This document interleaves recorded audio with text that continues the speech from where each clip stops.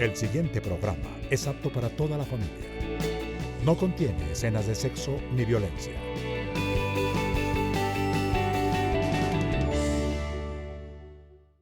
Este programa es presentado por Pacific Rubiales Energy, una empresa de petróleo y gas.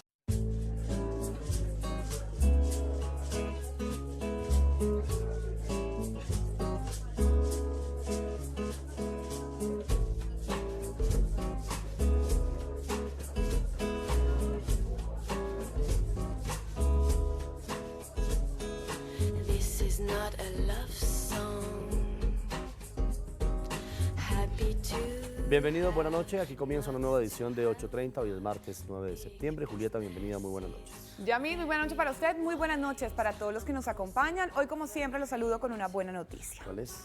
Usted sabe la cantidad de esfuerzos que se han realizado en Estados Unidos para que la gente se alimente de una mejor manera, ¿cierto? No coma tanta comida rápida y comida que de pronto no sea tan buena. Pues una reciente investigación de la Escuela Médica de Harvard tiene como resultado que todos estos esfuerzos han valido la pena porque la gente ha mejorado su manera de alimentarse. Consume alimentos más sanos como las nueces, los frutos secos y todavía están preocupados por los niños porque aunque los adultos ya se cuidan, todavía los niños no han entrado en este sistema. Así que es una buena noticia, pero todavía se puede mejorar. Bueno, vamos a iniciar de la siguiente manera, Julieta. Antes debo preguntarle algo. ¿Usted colecciona algo? No, no colecciono nada. No tiene ese hobby o esa afición por el coleccionismo de estampillas, de tarjetas, bueno, no sé. No, chiquita yo creo que uno quería coleccionar todo y al final terminaba con nada. Es que ahí hay una gran diferencia. El querer tener todo podría convertirse no en una disciplina de colección, sino de acumulación. Y es diferente ser acumulador a coleccionista. ¿Me está diciendo acumuladora? No, para nada. Roberto García tiene la historia.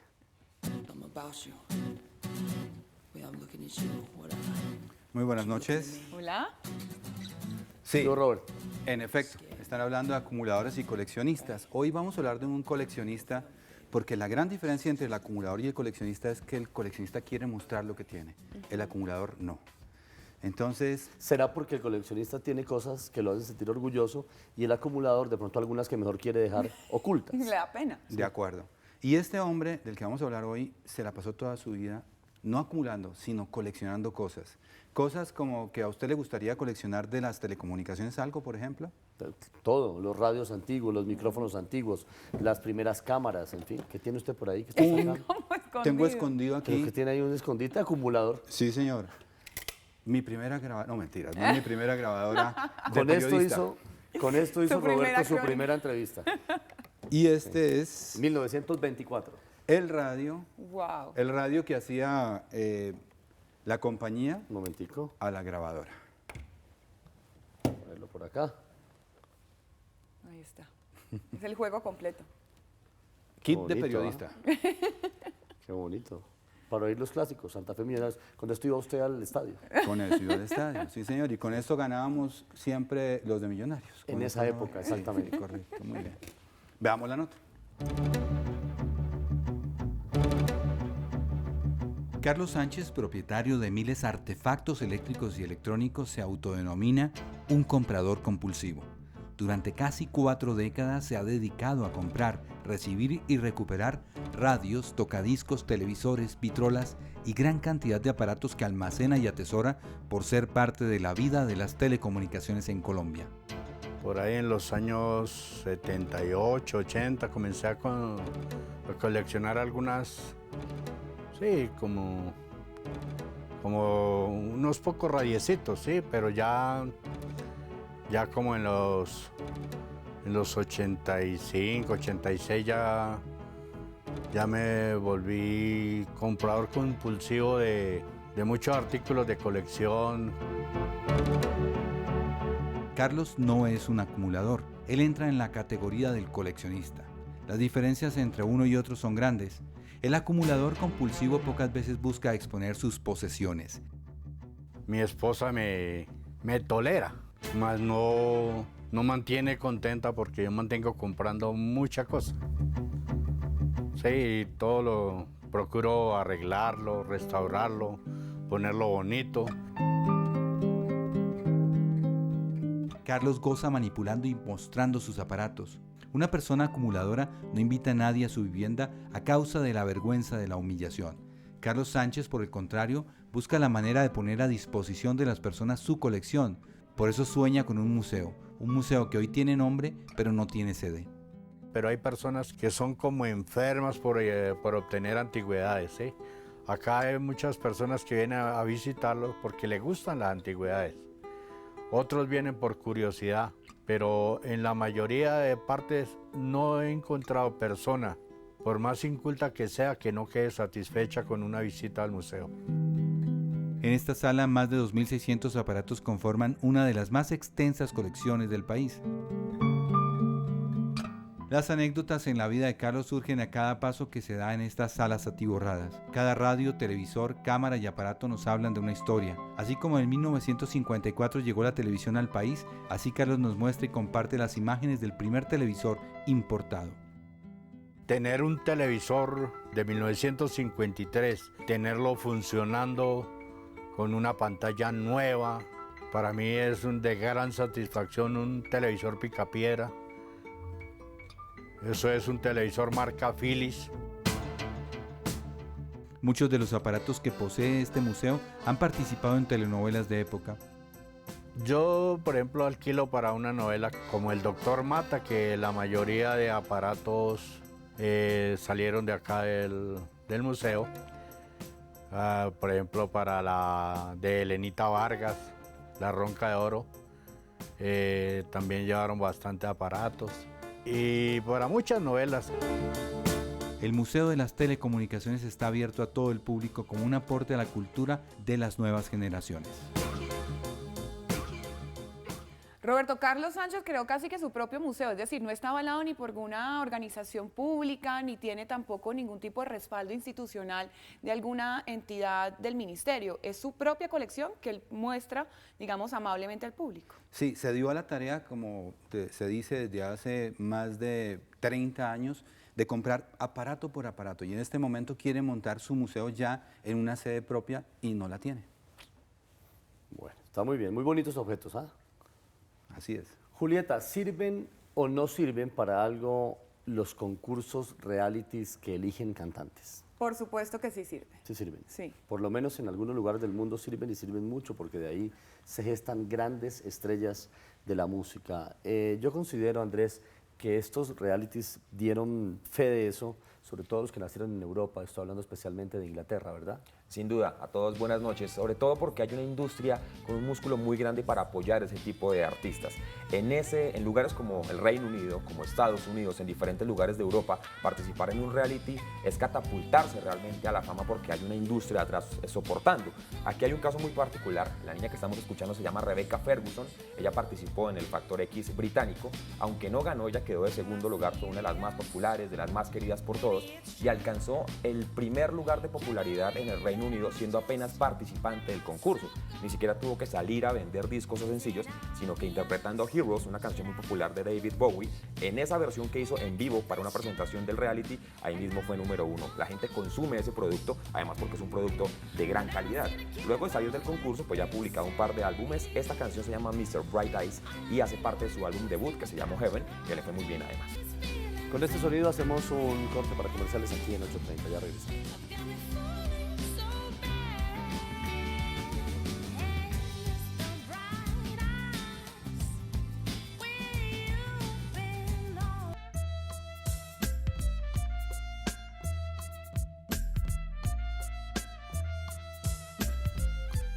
La píldora del recuerdo, Julieta, la voy a poner a recordar. Y yo creo que por esa época, años 80, por ahí, principios de los años 80, no importa, yo sé que usted estaba recién naciendo, pero más adelante, ¿quiso en algún momento determinado dedicar su vida a la gimnasia olímpica? Siempre fui gigante, Yamit, y no sé si usted se ha dado cuenta, pero las gimnastas olímpicas son mujeres que tienen una estatura promedio bajo, no hay muchas muy altas. Sí, porque aparecería la torpeza, ¿no? En la barra. No, pues, bueno, gracias. No, pero imagínese usted en la barra Dándome de duro. equilibrio, tratando de manejar 1,95 m que tiene. Sí, nunca me sentí que tenía ningún tipo de habilidad para la gimnasia olímpica. Bueno, recordamos a Nadia Comaneci aquí en 8:30, la historia con Alejandro Mazuera. Hola. Buenas noches. ¿Qué hubo, Alejandro? Buenas ¿Cómo noches. están? ¿Todo bien? Bien. ¿Hablaremos de una de las más grandes de la historia? Sí, sin lugar a dudas la gimnasta más reconocida y más famosa de la historia y también una de las personalidades más importantes del deporte, Nadia Comaneci, quien además rompió la hegemonía rusa en las pruebas de gimnasia. Bueno, en esa época era la Unión Soviética, ¿no? Rompió esa hegemonía y impuso un récord que hasta ese momento ningún gimnasta lo había obtenido. Pero tiene su componente de traidora política. Traidora política, ¿por Sí, qué? traidora, porque ella recibía conmemoraciones, homenajes, premios, reconocimientos de su país y lo abandonó y pidió asilo político en otro, ¿o no? Claro, le tocó una época bastante compleja porque era la época del dictador Nicolae Ceausescu, quien además la nombró como héroe nacional, y ella sale exiliada a pie por la frontera con Hungría y termina pidiendo asilo en la Embajada de Estados Unidos. Pues es una historia llena de anécdotas. Aquí está la píldora del recuerdo de hoy en 8:30.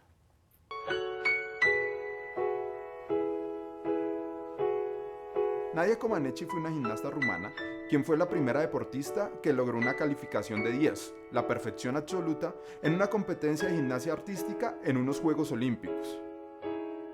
Nadia fue descubierta por un célebre entrenador de gimnasia de su país, Bela Karolyi, con quien empezó a entrenar a la edad de 6 años, y con 13 fue triple campeona de Europa. En 1975 superó con 4 victorias individuales a Ludmila Turisheva de la Unión Soviética y fue elegida por la Associated Press como la mejor deportista del año. Pero sin duda su gloria se escribió con letras doradas en los Juegos Olímpicos.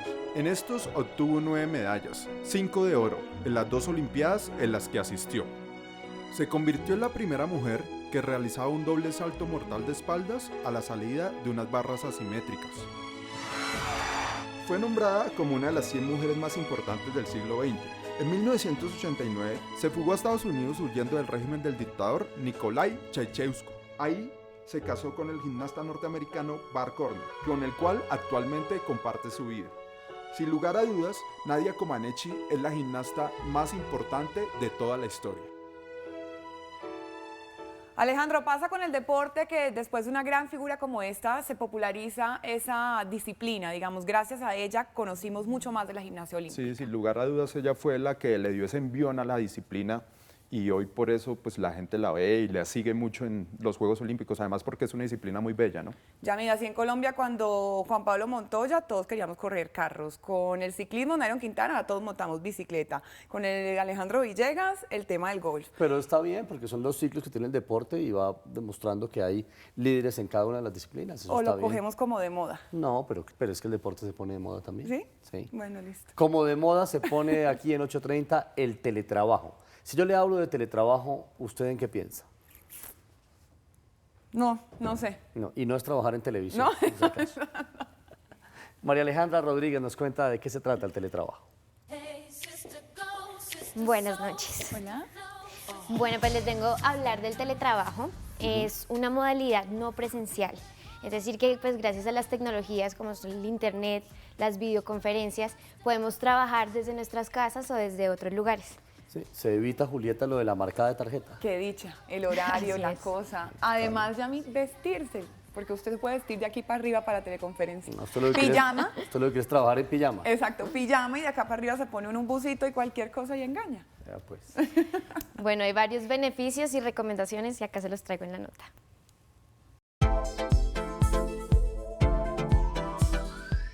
Las tecnologías móviles e Internet son protagonistas de grandes cambios en el ámbito laboral. El teletrabajo, una consecuencia de las nuevas tecnologías y la conectividad permanente, se ha convertido en una fuente de eficiencia y ahorro para el mundo empresarial y la actividad pública. Hoy, 1 de cada 5 empleados en el mundo trabaja desde la comodidad de su casa, y cifras aseguran que el teletrabajo o trabajo a distancia superará los 1.300 millones de personas en 2015, lo que representa el 37% de la fuerza de trabajo mundial. ¿Qué lo hace tan llamativo? El ahorro de tiempo en desplazamientos. La lucha contra el reloj hace que el tiempo sea uno de los bienes más valorados del siglo XXI. El ahorro de dinero. Tener mayor flexibilidad para planificar el día dependiendo de las necesidades, además de tener un mejor equilibrio entre la vida laboral y familiar. Es importante tener en cuenta que al tener la oficina en casa, es indispensable que el trabajador potencie actividades y hábitos fuera de la casa para tener una buena salud física y mental. Aunque en Colombia el teletrabajo es un cambio que apenas inicia, se espera un gran incremento en beneficio a nuestra sociedad. ¿Será esta opción buena para todo el mundo, Yami? ¿Tendrá todo el mundo la disciplina de realmente en su casa cumplir con todas las labores que su trabajo, digamos, tiene? Requiere. ¿O habrá gente que se le pegan las cobijas y a la teleconferencia llega tarde y la cita no la organiza? Bueno, pues realmente sí hay algunas recomendaciones, hay que ser muy disciplinado. También recomiendan pues que no sea toda la semana en la casa, sino que haya unos días que tenga que ir al trabajo, pues para mantener como esta comunicación, pues que no sea la tecnología que nos consuma, sino que tengamos todavía como esta relación con las personas. Sí, así es. Pero vea, hay por ejemplo oficios en la vida que sí le permiten a usted trabajar desde cualquier lugar del planeta. Sí. Ese es el arte. Los artistas tienen esa ventaja que los procesos creativos suceden en cualquier momento, en una calle, en un rincón, en una esquina, en cualquier ciudad del mundo, bajo cualquier idioma, sin importar la temperatura a la que usted esté expuesto en el lugar que vive. Y ese es el caso de Kevin Mancera, un artista colombiano. Aquí estamos viendo algo de su trabajo. Es artista de Bogotá. Kevin Mancera. El título de esta obra es Una sola voz. La técnica es dibujo, el tamaño 20 por 10 centímetros. El año 2013 encuentran más información sobre esta obra en www.volcanmudo.com.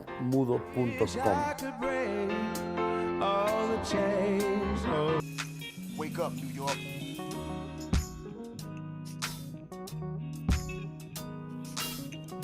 Bueno, Julieta, yo le he puesto a hacer a usted aquí una cantidad de cosas, ¿verdad? Sí, la payasa. No, tampoco. Sí, bueno. Versátil, digamos. Está bien. ¿Puede recitar, por favor, para mí y para los televidentes? ¿Recitar? Sí. ¿Y qué voy a recitar? Pues una poesía. No, yo no me sé nada. Yo de poeta no tengo, pero nada. Bueno, pero todos tenemos por ahí algún conocido poeta, un familiar que por ahí le gustan las líneas, o sencillamente admiramos a algún poeta. Eso sí, admiro a los poetas porque yo tengo amigo cocinero, abogado, ingeniero, diseñador, modelo, lo que quiera menos poeta. ¿Sabe dónde están los poetas? ¿Dónde? Lina Gutiérrez tiene la historia aquí en 830. Buenas noches. ¿Qué hubo, Lina? Pues esta historia surgió de la pregunta ¿dónde están los poetas jóvenes? Porque por lo menos yo en mi generación no tengo muchos amigos poetas. ¿No? Estuve hablando con un gestor cultural que me ayudó, Yamit y Julieta, a hacer un panorama nacional e internacional de los poetas jóvenes menores de 40 años.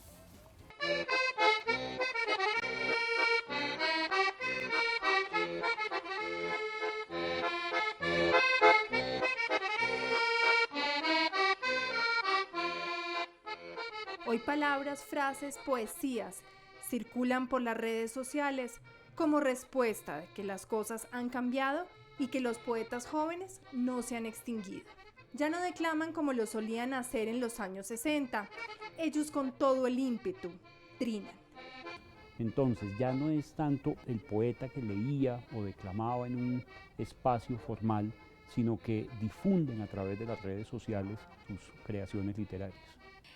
Y la palabra, que es la que nada puede, es la que dice que guardes mi tiempo plisado y doblado en tu baúl de escolar, mientras confieso que no hago otra cosa que mirarte. Yo siento que hay un movimiento muy interesante en América Latina y España que se ha agrupado bajo el nombre de Poetas ante la Incertidumbre y tiene que ver un poco con la incertidumbre y el miedo del siglo XXI. De los poetas jóvenes, menores de 40, suenan nombres como el de Javier Oquendo, de Ecuador, Gabriel Chávez de Bolivia, Alí Calderón de México y Fernando Valverde de España.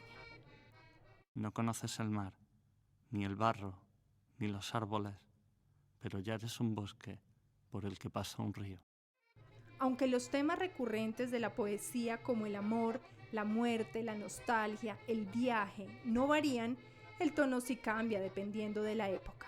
Que los poetas de comienzos del siglo XX estaban, digamos, seducidos por las vanguardias, inclusive de nuevas corrientes filosóficas y científicas como el psicoanálisis. Vemos que hacia mitad de siglo después de la Segunda Guerra Mundial, los escritores, muchos se agruparon en una tendencia muy escéptica, en una tendencia muy pesimista, que para muchos fue el existencialismo. En los años 60 nos dimos cuenta que toda la revolución hippie, todo el movimiento rockero, la liberación femenina, las revoluciones estudiantiles, la guerra de Vietnam, la revolución cubana, generó un tono y una tendencia también particular para escribir y para entender la poesía. Si te hubiera dicho sube. Los poetas jóvenes de hoy son muy cercanos a la música, al cine, a la televisión y se diferencian mucho del tono contestatario de los años 60.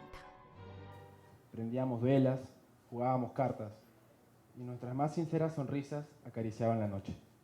Y qué tristeza cuando volvía, mientras también partía la luz de mis ojos. En Colombia, poetas como Felipe García de Popayán, Juan Felipe Robledo de Medellín y Andrea Cote de Barranca Bermeja son los jóvenes poetas que actualmente nos representan. Me gusta saber que estás cerca y escribo para no hablar de los días y de lo que urgente se prepara para pasar. En espacios en Colombia como el Festival de Poesía de Medellín, el Festival Luna de Locos en Pereira y el evento Las Líneas de su Mano en Bogotá, organizado por el Gimnasio Moderno, poetas de todas partes del país se reúnen con los internacionales para compartir en verso y en prosa.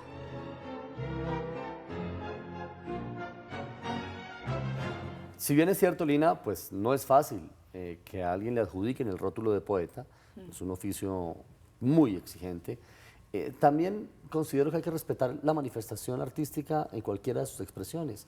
Y hay gente joven que hace un esfuerzo especial, que lo ha estudiado y que quiere compartir, por ejemplo, algunos de sus sentimientos, sus emociones, sus reflexiones a través de las redes sociales. En mi opinión, quiero la de ustedes también, las redes sociales algunas veces se vuelven cercenantes y maltratantes para quienes lo hacen, porque yo he sido testigo, por ejemplo, de leer trinos como, ay no, pues se creyó el poeta, no a mí, a otras personas que trabajan en el oficio. Pues yo veo el vaso medio lleno, Yamit. Creo que es un vehículo importante para que se manifiesten las artes.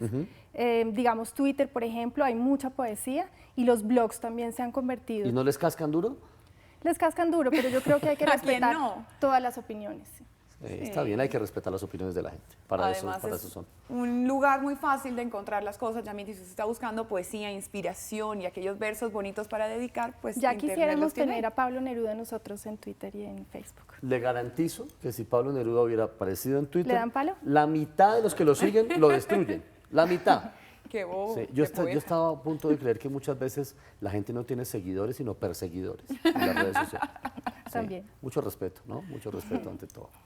Bueno, una de las bandas más populares en los últimos 10 años, diría yo, la última década en Inglaterra, es esta, señor Andrés Pulido. Sí, señor, una banda británica. Aquí a medida que vamos explorando música, que vamos viajando por diferentes ciudades, nos vamos dando cuenta de ese interés que hemos manifestado usted y yo aquí en nuestras conversaciones sobre el fenómeno londinense en la música británica. Aquí tenemos otro ejemplo. Que ya lo tocamos más o menos una vez cada tercer día. Exactamente, Sí. porque hay una cantidad de artistas impresionantes que salen de Londres. Bueno, hablábamos hace un rato de Rebecca Ferguson, que es de Liverpool, de la ciudad de los Beatles, pero aquí esos señores que son del año 1996. Y también, pues un poco en la medida de lo que vienen hablando ustedes, una banda que tiene millones de seguidores, usted lo ha dicho, pero también que tiene millones de detractores. No todo el mundo le gusta mucho el sonido de Coldplay. Ese sonido obedece principalmente a las inquietudes de Chris Martin. Él estudió en la Universidad de Londres Ciencias del Mundo Antiguo y se graduó con honores además en latín y en griego. Una persona que ha buscado siempre como ese asunto místico de la música y es lo que ha reflejado con Coldplay. Álbumes muy exitosos, unos más que otros, unas canciones más reconocidas que otras, pero como usted lo ha dicho, sin duda una de las bandas más importantes, al menos desde el 2000 más o menos, cuando publican su primer álbum. Con música nos vamos despidiendo, así terminamos este martes 9 de septiembre de 2014 en 8:30. Nos esperamos de vuelta mañana aquí a la misma hora y nos despedimos como siempre, Julieta, con una sonrisa en el rostro. Chao, feliz noche a todos.